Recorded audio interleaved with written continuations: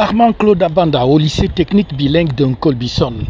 Ce 18 mars 2024, le titulaire de la chaire UNESCO Afrique centrale, accès au TIC, est allé rendre visite à la communauté éducative de cet établissement d'enseignement secondaire technique situé dans la capitale camerounaise.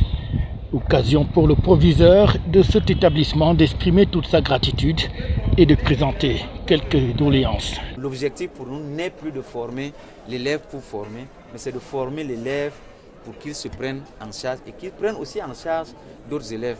Et nous remercions par cette occasion le représentant et résident de l'IAI qui est venu ici et qui nous a donné cette assurance qu'il peut nous encadrer certains élèves. Comme vous le savez, parfois nous sommes limités parce que lui, il a l'expertise.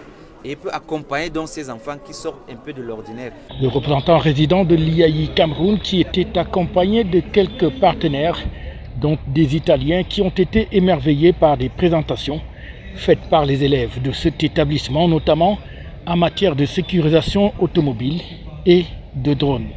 Ils ont même indiqué que des partenariats pourraient être en vue pour encourager ces initiatives. Nous avons vu des élèves qui réussissent, des élèves qui ont envie de faire le Cameroun de demain. Et naturellement, le prolongement, c'est quoi?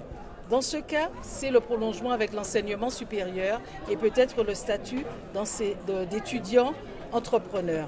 Mais c'est aussi pour d'autres situations qui sont plus techniques, qui sont plus liées à la production, le travail auprès des professionnels qui viennent leur apporter leur expertise, cette volonté de produire, mais aussi d'évaluer, de commencer, de finir et de participer au développement du Cameroun et à la réduction de la balance commerciale. Le représentant résident de l'IAI Cameroun, par ailleurs titulaire de la chaire UNESCO Afrique centrale, a tenu à passer un message d'encouragement pour ce génie créateur avant de demander que des mesures soient prises pour l'encouragement de cette jeunesse. Ce que nous avons vu aujourd'hui au lycée technique de Nkolbison, en termes d'innovation, en termes de créativité, d'inventivité des enfants, des jeunes élèves de ce lycée, est vraiment tout simplement formidable. Le mandat que la directrice générale de l'UNESCO a donné à la chaire UNESCO sur le plan de l'intelligence artificielle est vraiment de détecter des talents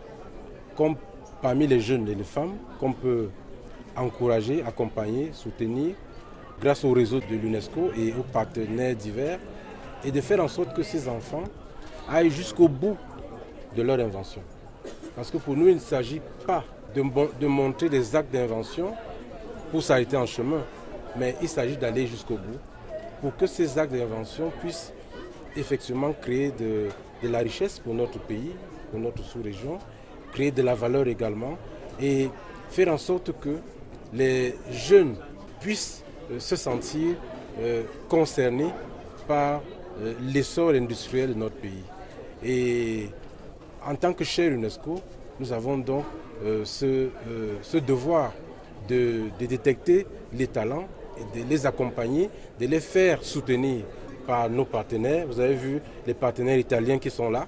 Ils ont déjà entrevu de mettre en place un pont entre des lycées italiens et le lycée technique de Nkolbison, ce qui est déjà très important parce que ces jumelages-là permettront d'apporter une meilleure optimisation des ressources intellectuelles de ces jeunes enfants. C'était donc une belle occasion de rencontre, aussi de présenter la chaire UNESCO Afrique centrale qui est là pour encourager l'insertion des jeunes et des femmes aux technologies de l'information et de la communication à travers des formations tant au niveau doctoral qu'au niveau des masters dans plusieurs domaines, dans les TIC.